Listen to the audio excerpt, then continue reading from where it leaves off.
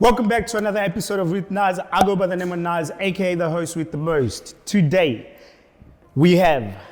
she is an entrepreneur, she's a dancer, she's a choreographer, she's the baddest woman in Sydney at the moment. Give it up for Tiana, Canterbury, everybody. Woo! Hi. And the crowd goes wild.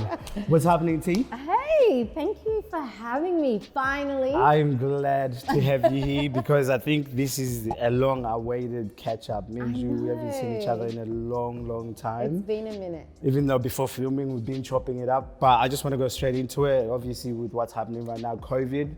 How's COVID treating you and the family? I'm loving COVID. I don't want it to stop.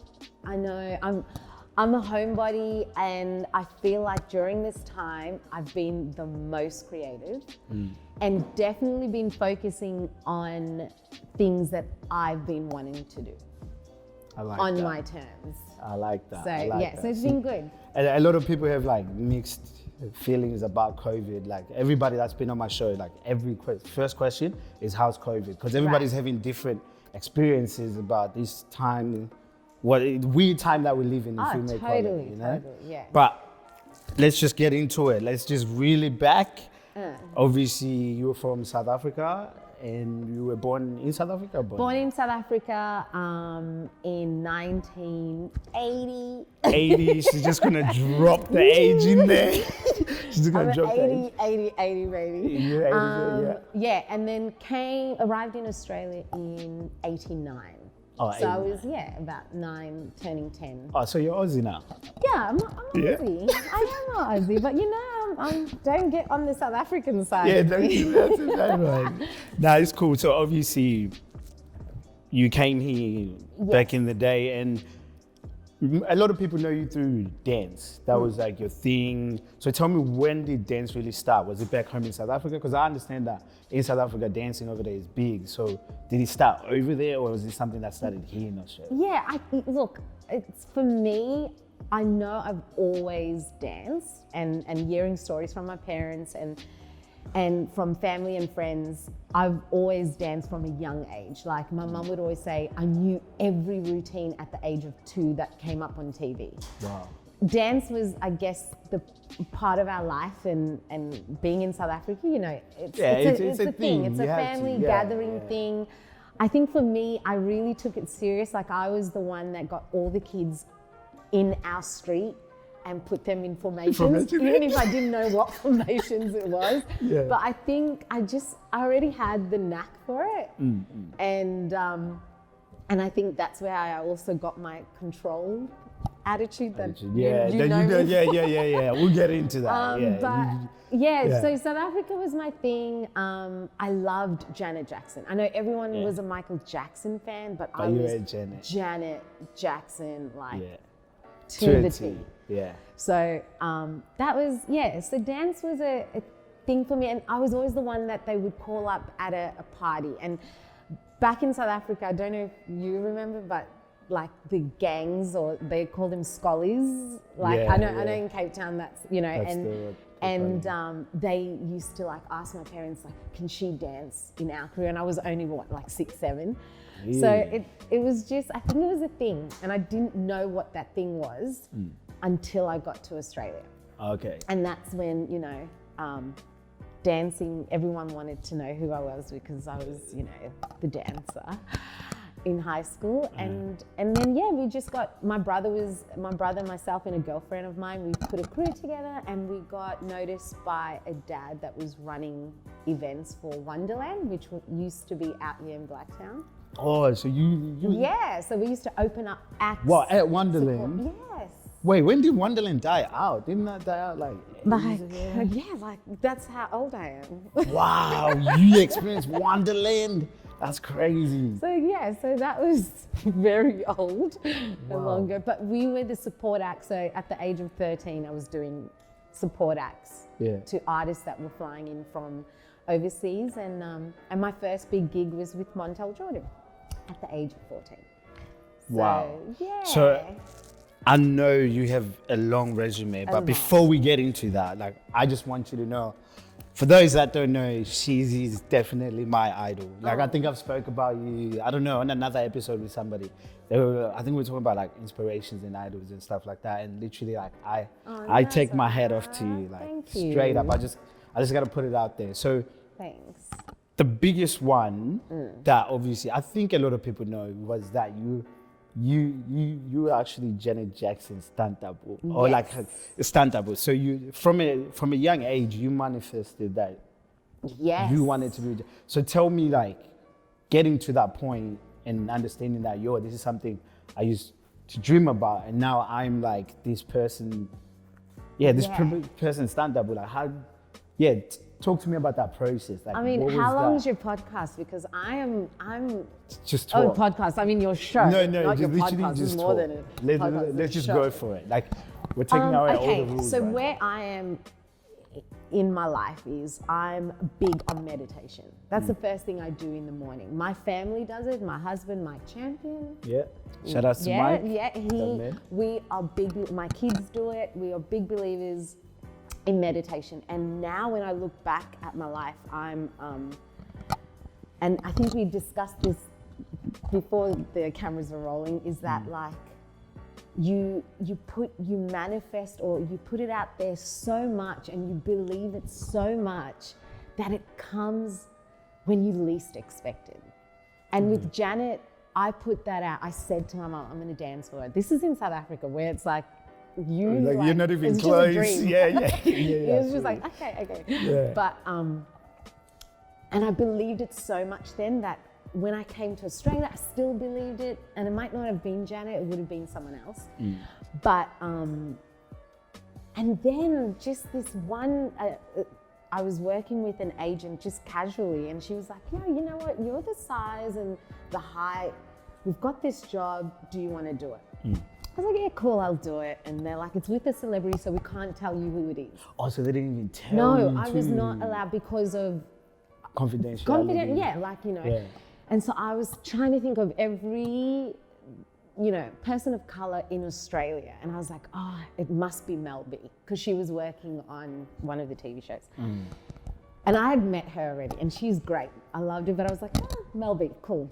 And then I get on set, and it's me and it's Jake Nava. So if any of you know who Jake Nava is. See, you're gonna be dropping names. Okay, I'm dropping names right now. So Jake Nava is one of the biggest directors, filmmakers, he was Beyonce's Single Ladies director. Yeah. He did Kanye West, Britney Spears, pretty much most of Beyonce's videos. And at this time I was getting into filming. Yeah. And so I met him, so already I'm like, so you already knew who he was from the jump. Yeah, I knew who, I was like stalking Beyonce at this point. So I knew who he was, and I did not give 2 Fs, and I was showing him shit videos that I that you've made. And directed, and he was so open. He was like, yeah, like, try this and do this, and this is that. And I was just like in awe of this man. So to me, I didn't care who walked in. I was like, I'm here with Jake Nava, like, whatever. That's all that matters, right? That's all that matters.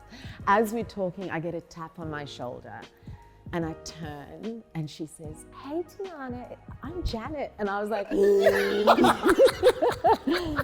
dying. Straightforward. Dying, like introducing herself to me. So that was like a moment that I did not believe was gonna happen. Yeah. And it was just Jake Nava, Janet, and myself on set for 3 days straight. No one else, like her stylist and security and stuff. Yeah. And and it was the experience. I think what I took away now that I take away is that I manifested that. Even though, yes, I met Janet, but now it's like, I put that out there. You put it out there. And that's something to me is like a lifestyle and a life I want to live by continuing to manifest. Yeah. And nothing's too big. So that was a dope experience. That is so sick, because like I could sit here and like listen to you talk, because I've watched and I've watched you, and you also mentored me entirely, like in certain bits and pieces of my life. Like me and you, we met through dance, right? And then so like, back to this manifestation thing. Like I have this thing, like obviously I'm gonna be the greatest entertainer in the world. Like I've just been saying that. Like you know what I mean? I'm on this journey. But also going back to like meditation, and you actually put me onto Mel Robbins. Oh yeah. Mel Robbins, yeah. So if you don't know who Mel Robbins is, she's a speaker. She invented the whole 5-second rule. Yes. So she's one of the people I love. I want to touch with it because I was talking with somebody that's really close to me, that when I told them that I was listening to a podcast, they were like to me, but I can't find the one that I can listen to and stay on there and stuff like that. So how do you, like, this is just an advice from you, like, how do you find the right podcast, or how do you find the right person to follow? Like, if that makes sense. Yeah, you know what? I feel like they come to you when you're looking for something, and you keep the search and you keep the learning process and you want to grow, it will come to you. I believe that. Like, I follow Les Brown, Mel Robbins. I follow David Goggins. Now, my number one is Joe Dispenza. Okay, make sure we're writing that down here, guys. Yeah. So now, Les Brown came to me at a point where I really wanted to change my life. I was like, there's more to me. And he really spoke to my soul in so many ways about get up, you know, like do what you believe, like take that risk. He spoke in that sense. David Goggins came at a point, David, you need to read on David Goggins. He's a go-getter. He's like, can we swear on this, or is this? Oh yeah, no, go ahead. He's like, no fucks cares about nada. Yeah. He's like, don't be a bitch. Stop crying. Get up. Keep going. Go do it, yeah. I needed that at that point of my life. Okay, cool. And I learned some stuff from him at that point. Mel Robbins, I love the 5-second. I teach my kids that. So when I ask my son, who's a teenager now, that, you know, teenagers don't like to talk that much, men don't like to talk that much. Yeah. So when I ask him a question, I'm always like, you have 5 seconds. 5, 4, 3, 2, 1, go. Yeah. And it just trains you to stop doubting yourself. In that little gap, that doubt that we all get, that 5-second rule just cuts that shit out, you know? And now Joe Dispenza, who I've followed for years, but now deep into it now, he speaks about how the brain works, how the mind, how the body, and mostly the brain, which I love, and how it all connects. And so when I teach now, and I teach students and I speak to others, it's such a, you know, I speak about energy centers. It's taught me so much more than just meditating and putting it out there. He teaches you about being nobody, no thing, and no time. So to me, I try to live my life now as if time does not exist. Because we tend to put time limitations on ourselves, and that's when we freak out, and anxiety and all of that happens. All that other stuff. Where I'm like, you know what? We have the time. Who the fuck made up time? Time does not exist. So to me, whatever I'm gonna achieve in life, or what I want in life, is gonna happen. Like the Janet happened, it's gonna happen. Everything's gonna happen. And I love that you said you're letting it be, and you're letting it go. Yeah, definitely. And that to me is like, that's the way we should all be living. So to answer your question, you have to put it out there, and you have to do the work, and you have to research, and you'll find that podcast, that YouTube video, that motivational speaker, and that person will connect at you at the time that you need it. And then you'll grow from that, and then you're gonna want something a little bit more. So that is how this episode is gonna be on steroids right now. You hear me? Like, so let's come back to obviously talking about you've got a son, you've got 2 daughters, beautiful family, by the way. And thank you. I just love how you've built such a strong foundation for the kids. Like even getting them to understand meditation at an earlier age. Like whereas it's not really common though in, like, you know what I mean, a black household to be introduced to meditation, or like be able to like speak, and like you said, men don't talk, because that's built like from home, because we're built just to be tough, and like exactly. I admire that you're actually teaching your children that they can meditate, like, you know what I mean? He can open up and talk to you, like, you know what I mean? And yeah, I just wanted to say I appreciate that. Thank you. Yeah, I think it's important. Like, I don't want my children to wait till 30 to think that they need to be entrepreneurs. Yeah. Like, if Rome has a goal and a dream, he's 13. Yeah. If there's something he wants to do now and achieve, whether it's business, creating content, products, whatever, why do we have to wait? Why do you have to wait? You can start learning now. Like, there's always a learning process. Lexis, who's 19, turning 20, has her clothing label. Like, you know, I'm not saying go out, having a job is not a great thing. I'm not saying that. I think that's the part where you learn discipline and you learn work ethic.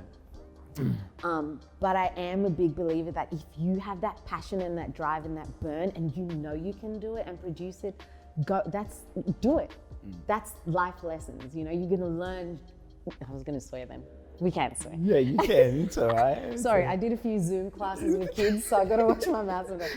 No, like, it's about learning life as you go, but at the same time, you need to be open. You need to be vulnerable. You need to express yourself. And I want my son to learn that at a young age, and I want my daughters to learn that you can be anything, and you can be powerful, and you can be, you can achieve anything as a woman, as a Black woman, as a young person. Don't wait for someone else that's been in that position to tell you when and how you can do it. So I want to teach them now. Boom.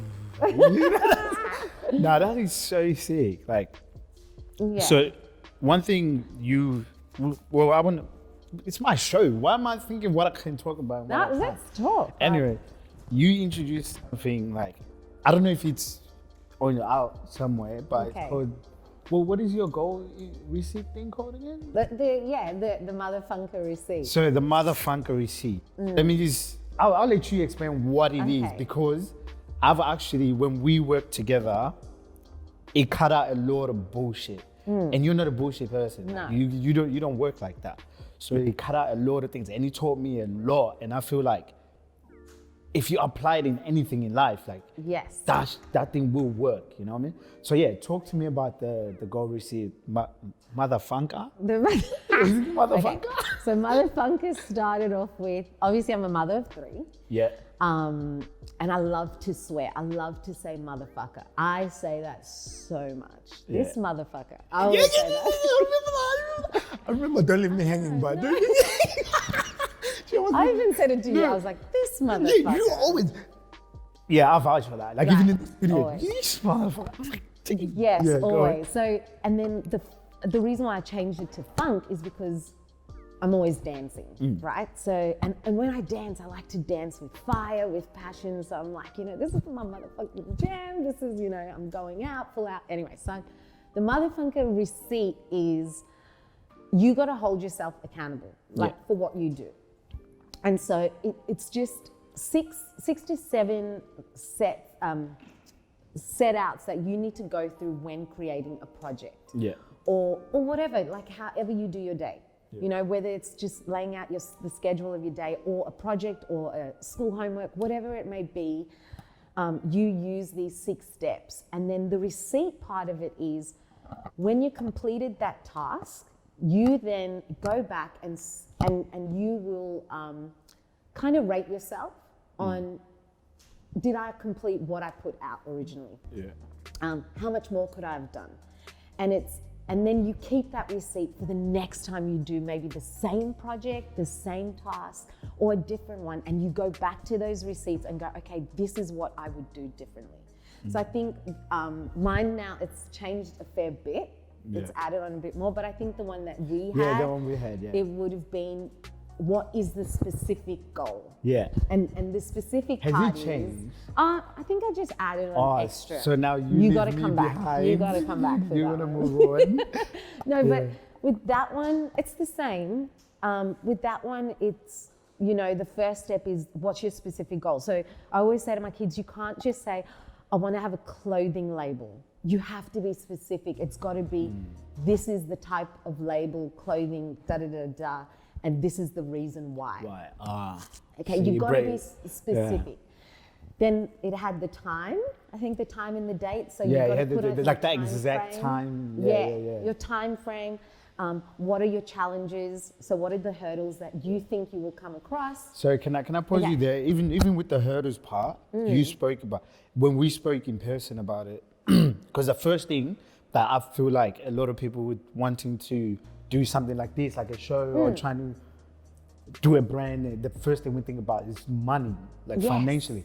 That was like the first thing when we were talking on the phone, you're like to me, with that part, I want you to forget about money for a second. Like I want you to just forget about money, just write down what obstacles you're gonna face. Like I don't wanna hear money first, exclude the finances.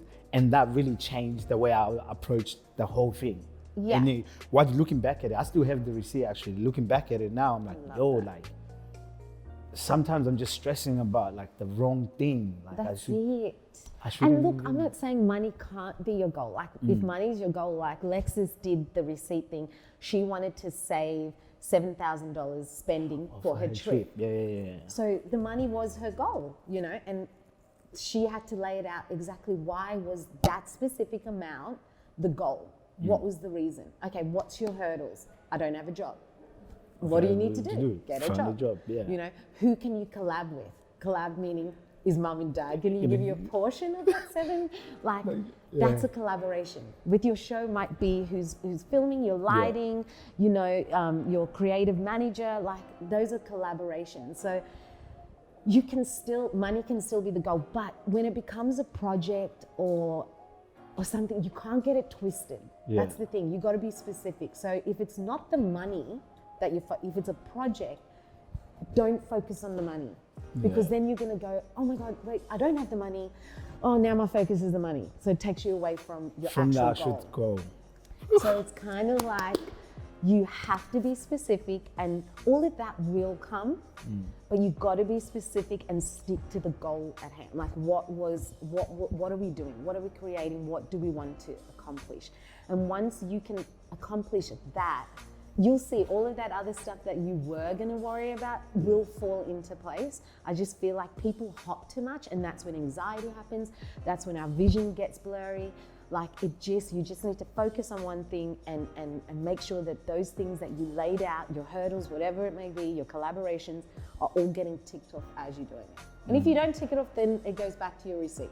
And then you'll say, I didn't do this. I didn't collab with this one, which I should have done or whatever. So that's why I feel like the receipts are really important. That's amazing. Because you're dropping so much gems that I'm thinking like, for people that don't know you, because I remember the first time I met you properly. You were scared of me? Bro, I didn't even know I wanted to come talk to you, fam. I was just like, like, because obviously, because your demeanor, when you were walking through, like, we were on set for a show, what show was it? Everybody Dance Now. Oh yeah, so you were on that too. you, Maxine, Eden, and was it Rosa? It was Eden, Maxine, myself. There was 4 of you. Rita, Lisa Viola. Oh, there was Lisa. Yes, yeah, Lisa. Maxine Champion. Rita, Eden Styles. Yeah, shout out to Eden, by the way. And Kingston, shout out to Kingston. He's so yummy. Yeah, I've met him. I just want to hit him. I haven't met him. Squeeze him. Yeah, so I just remember you guys, just being in this, we're in a big, and this auditorium was big. Like, it wasn't like some small thing where it's like, it was big. And I just remember like you guys were in all white gumboots and just like, walked in as if you guys just won the whole flipping show. Like, they walked. But we did. Yeah. Did you guys actually win? We actually won our section. Oh, did you? I know, and then the show it got cancelled. That was some foo-foo stuff. And Kelly Rowland was our... Oh, who did we have? Did we have Jason? I don't know. It was so long ago, but I just wanted to, like, just my experience, like, first properly seeing you and meeting you. It was like you guys were walking through, like, you already won the thing. And I was like, who is this woman? And just to fast forward, have you sitting here, it's just crazy to me because we've had so many journeys from, like, where, like, I would say you treated more of me like, not really like a son, but like you held me accountable. Like I would go away for like 3 months, be doing whatever, and I'll come back to you and be like, yo, T, I want to dance. Like, you know, remember? From a young age, T would look at me and be like, and okay, now when you message me, I'm like, Don't mess with me. Yeah, she's like, don't mess with me. Unless it's serious, now don't mess with me. But yeah, I just love that. And I always still have that spot for you. But that's because I can see what you believe. Do you know what I mean? When you doubt yourself, I can still see it. Yeah. And so that's why, even though you might have gone off the rails now and again and come back, I still... Off the rails. You just... I'm going to take it different now. You know what I mean, But no, I just, there's not many people that, I don't know, that, especially me, that I can see has that drive and that fire, you know, and you are definitely one. And I know, like, I just feel it. I know that there's something bigger waiting for you. And so, like, that's why I will always be in your corner. Even if you piss me off now and again, you will always. Not anymore. That was like a young thing, but it was like a young thing. Always remember. Not anymore. I may not be your guy, but I am the guy. You get me? All right, like, obviously, I know, like, we can't travel anywhere. Have you traveled? Like, where have you been? Have you, like... back to South Africa. Yeah. Actually, I haven't traveled much. More like to Kuala Lumpur. I've traveled a lot with Mike. Kuala Lumpur? Yeah, damn. Do you know how cool that is? Where the fuck is Kuala Lumpur? Like Malaysia. Is that even a place? Malaysia.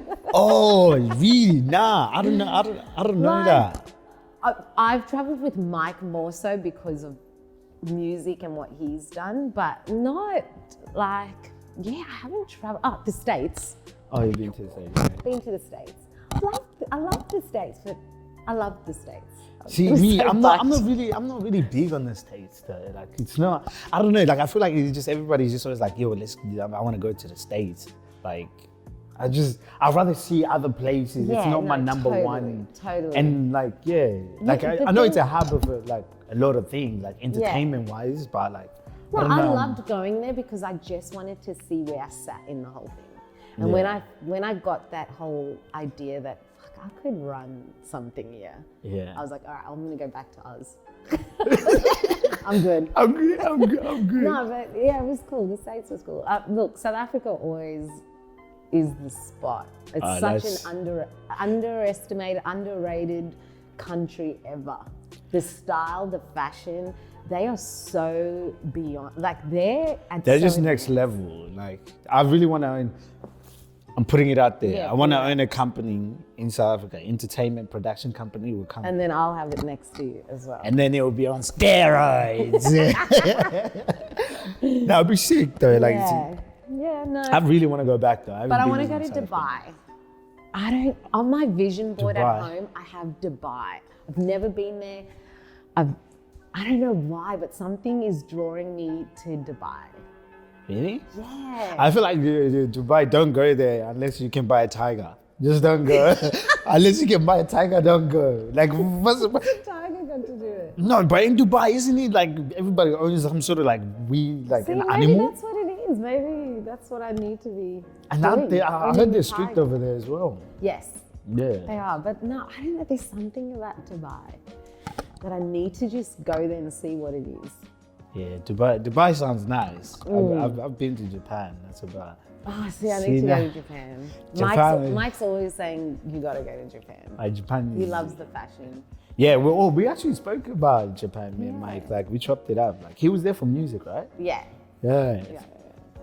Check out Mike's music, by the way. It's dope. No, he's dope. He's been working hard as well during COVID. Yeah. He has. He's doing his 3rd album. But yeah, just having fun, just because he's always on the go, always working. So to have a break and be with him and create together, So we're just working on new video content and stuff. Oh, that's amazing. You know how we do. Do you have a favorite performance, Steve? Yeah, in Australia.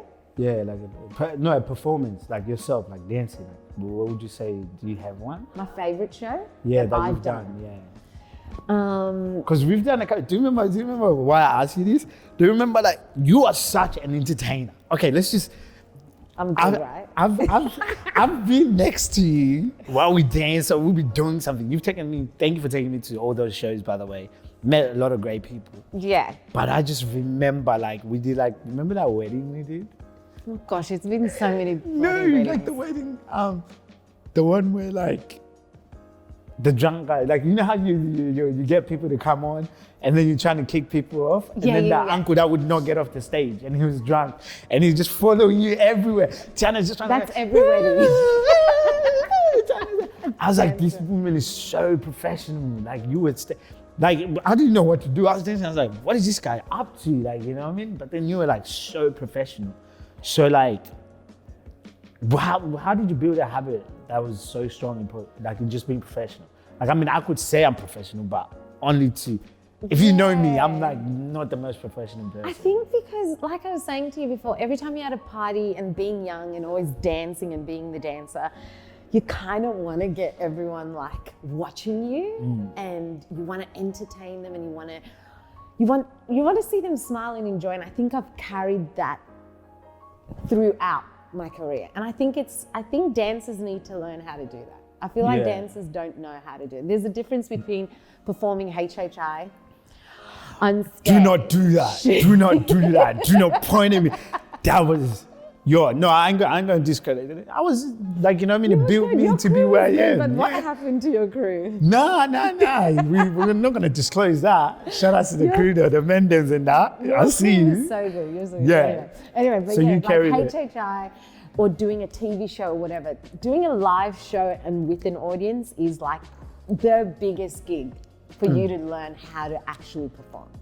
So weddings and stuff is like where you just know how to roll with the punches and the drunk people. That was so funny because I was like, how are you keeping like a straight face and you still able to like perform? And I was like, wow. I was like, yeah, it's a sport, man. Yeah, it's like it's a skill. You know how to work with your team. You know, like how to maneuver. That is so sick. Oh, yeah, I see. Obviously, somebody that's doing beats right now, Micah, your little one. She's another entertainer. You know what? I think she's a mini me. She is. She is a mini me. She knows her shit. Like just before I came here, she did her Zoom class and I'm like her assistant. So I stand behind. But she's Miss Attitude. She'll like say to me, while the Zoom's happening, you did it the wrong direction. I'm like, okay, we don't need to argue in front of everyone watching. Let's just, let's just get on with it. She is so on it. Like when she works on a lot of TV shows, and she's that child that will keep looking at the camera, and you'll be yelling at it, telling her what to do, and she'll do it, and she just is on. As soon as the cameras are off, she's like, nah, like she's back to normal. This attitude, but then. Yeah, she's a gun. She's doing bits. She's so I've been watching it. Like I just remember her being so young. Like I remember the first time I saw her dancing. Like she never really used to dance, right? Like did you? Nah, she always did. Did she? Little. No. Like, but who was it? Was it Rome? Rome. Yeah, Rome wasn't really into it. Someone wasn't really into Rome. it. But Rome wasn't in. But now they're both. Like, Rome is an animal. This so he's in. I'm a beast, right? Yeah. I'm a beast. His choreography is insane. Like, I can't even pick it up. I'm like, really? Like, you need to teach me.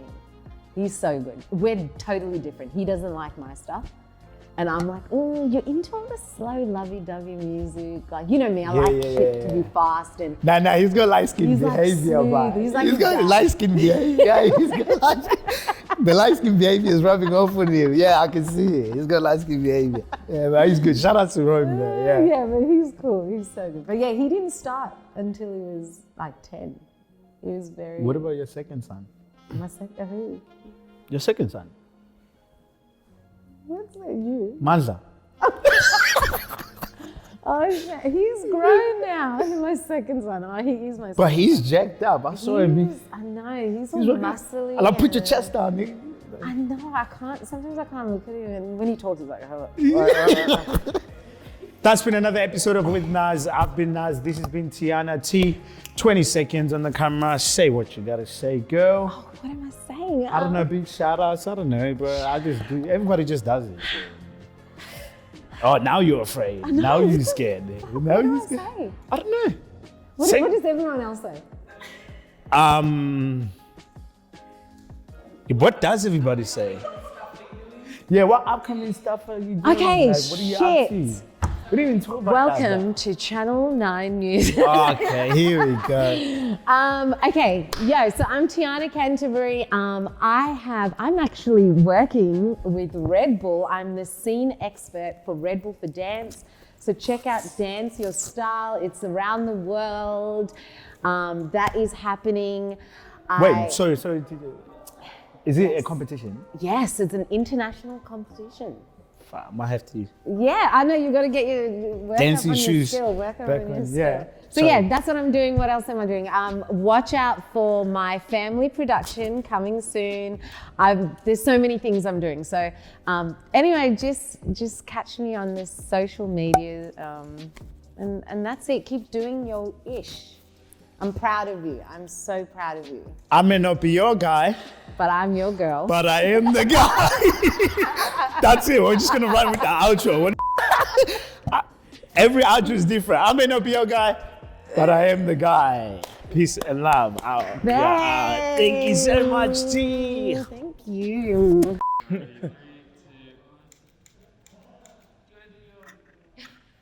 Yeah, do that little thing you did. So you know, I said we're taking a picture last time, yeah. So we're finished or whatever.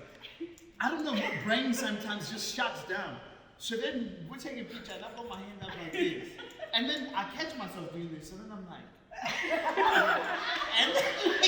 but then everybody is watching me and I'm thinking no one can see me. So I'm like, but then I'm like, oh yeah, I don't want to pose. Like, why are you putting it down? We saw you. I was like, I don't want to pose like this. I was just like, and then I was just like, what happened there? So what do we do? He just does peace. That's what she likes to do. Oh. No, I'm just finishing all time. We're good.